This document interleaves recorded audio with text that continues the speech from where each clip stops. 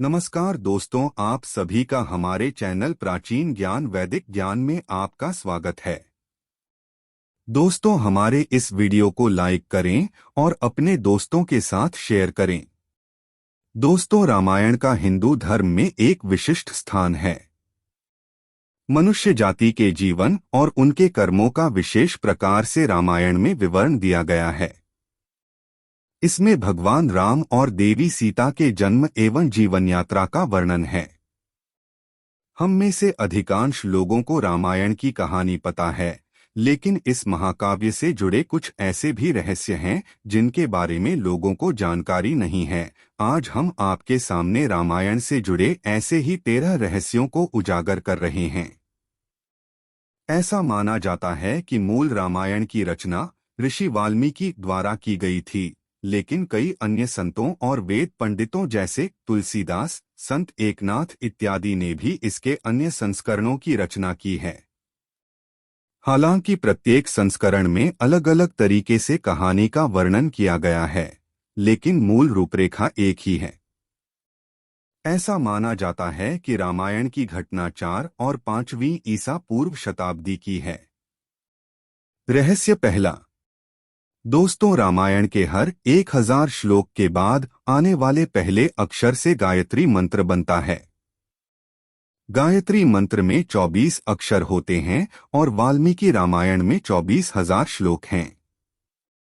रामायण के हर 1000 श्लोक के बाद आने वाले पहले अक्षर से गायत्री मंत्र बनता है। यह मंत्र इस पवित्र महाकाव्य का सार है।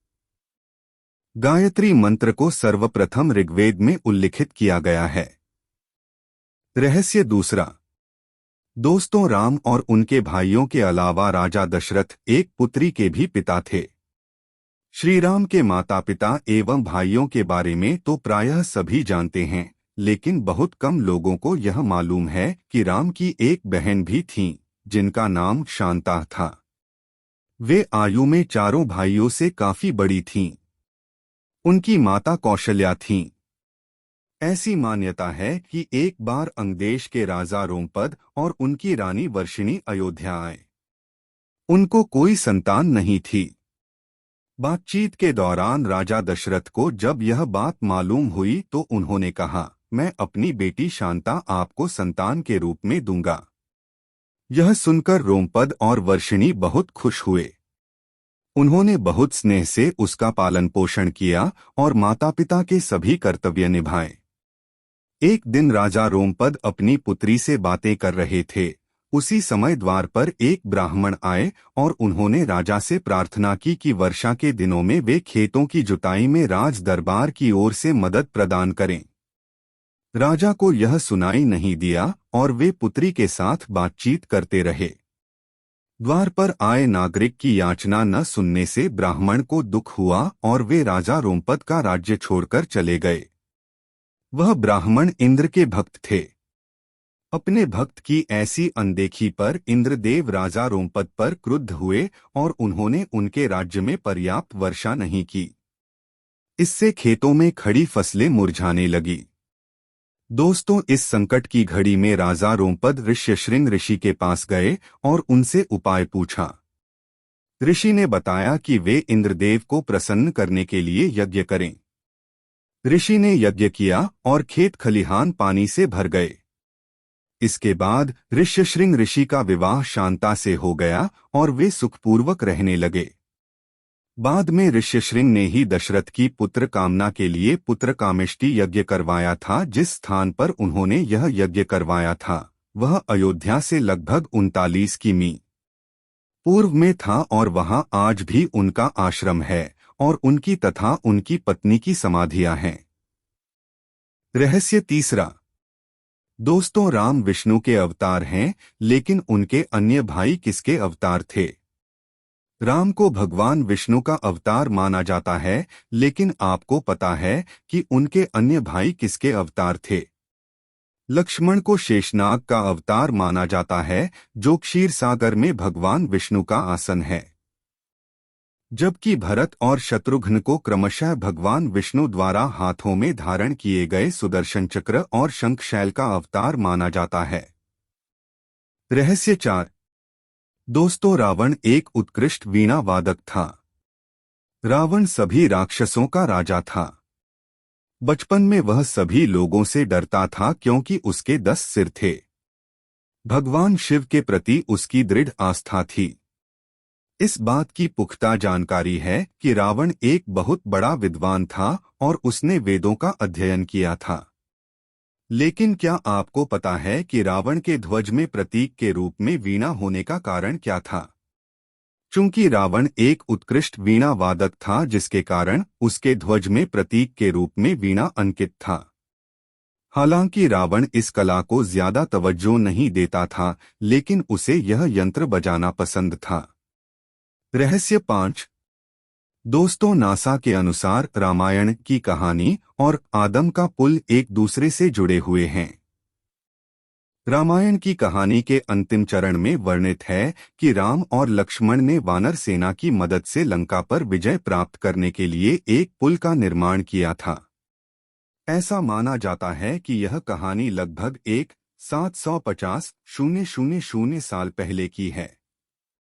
हाल ही में नासा ने पाक जलमरूमध्य में श्रीलंका और भारत को जोड़ने वाले एक मानव निर्मित प्राचीन पुल की खोज की है, और शोधकर्ताओं और पुरातत्वविदों के अनुसार इस पुल के निर्माण की अवधि रामायण महाकाव्य में वर्णित पुल के निर्माण काल से मिलती है। नासा के उपग्रहों द्वारा खोजे गए इस पुल को आदम का पुल कहा जाता है और इसकी लंबाई लगभग 30 किलोमीटर है। रहस्य 6। दोस्तों, रावण को पता था कि वह राम के हाथों मारा जाएगा। रामायण की पूरी कहानी पढ़ने के बाद हमें पता चलता है कि रावण एक क्रूर और सबसे विकराल राक्षस था, जिससे सभी लोग घृणा करते थे।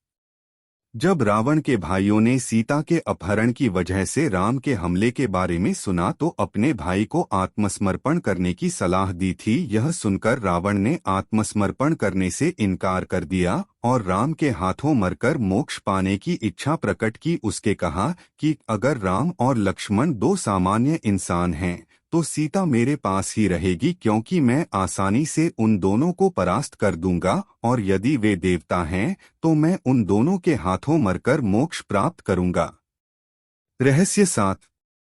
दोस्तों, आखिर क्यों राम ने लक्ष्मण को मृत्युदंड दिया?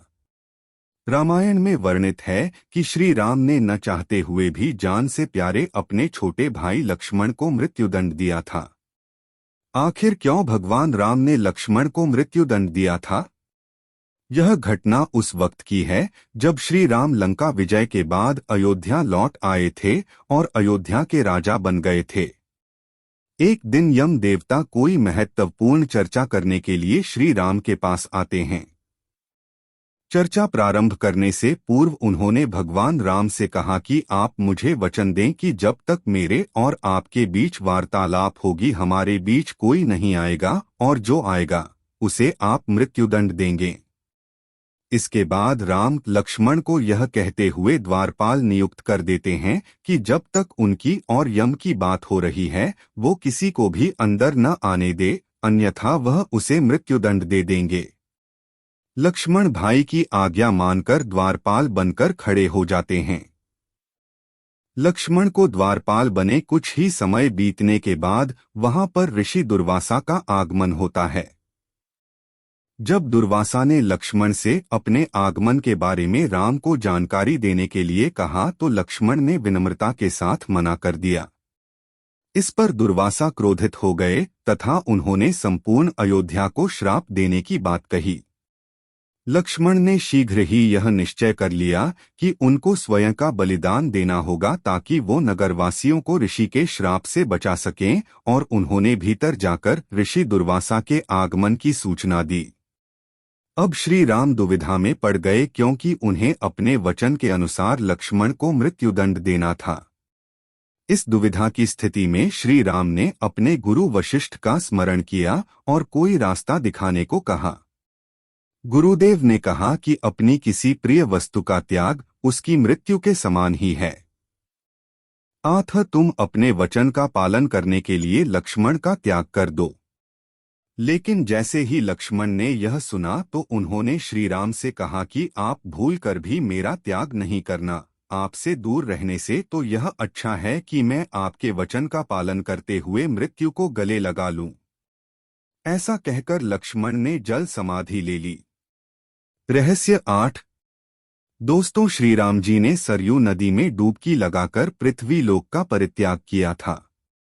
ऐसा माना जाता है कि जब सीता जी ने पृथ्वी के अंदर समाहित होकर अपने शरीर का परित्याग कर दिया, तो उसके बाद श्री रामचंद्र जी ने सरयू नदी में जल समाधि लेकर पृथ्वी लोक का परित्याग किया था। दोस्तों, ये सभी जानकारियां रामायण व पौराणिक मान्यताओं के आधार पर बताई गई हैं। दोस्तों, हमारी यह वीडियो आपको कैसी लगी हमें कमेंट बॉक्स में बताएं और हमारे चैनल को सब्सक्राइब जरूर करें। धन्यवाद।